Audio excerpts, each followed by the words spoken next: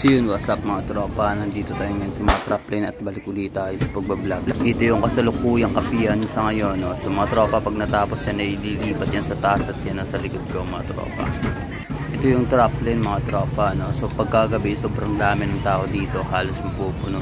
Dito yung mga karamihang mga taga dito sa amin ay naghahanap buhay dito.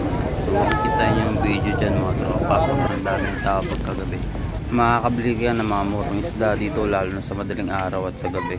Dito sa kalamitan dumadaong at yan yung mga malalaking bangka dito na kung tawagin nila ay troll, palubog at paluk sa mga tropa ay dito dumadaong sa istansya. Karamihan sa mga ikinabubuhay nila dito ay paglalaot. Mura, sariwa mga isda dito.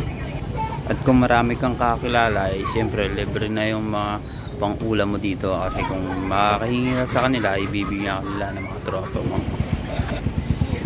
Ang lalaki ng alimango dito at sariwa talaga mga isda.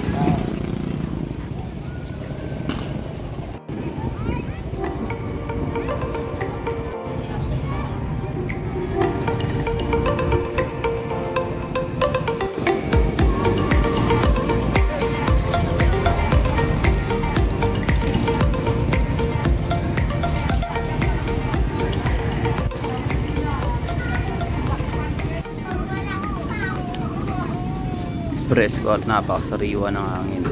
Kita nyo naman si tatay, ang daming biniling palubog. O yari na naman kay misis yan. Mga tuwang-tuwa siya, mga super lolo ata yung triangle.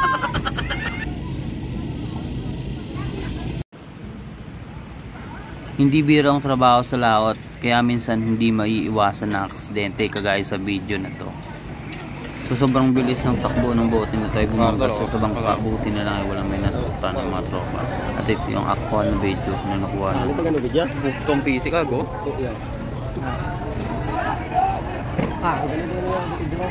Idro.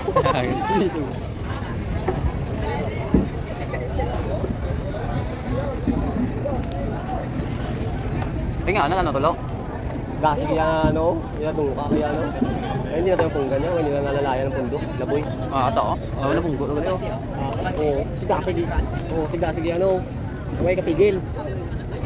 Kaluluwa tayo nito ang buti yaw. Gasalang gasakay ka. Ay kaluluwa ano to, may pitkas to ya.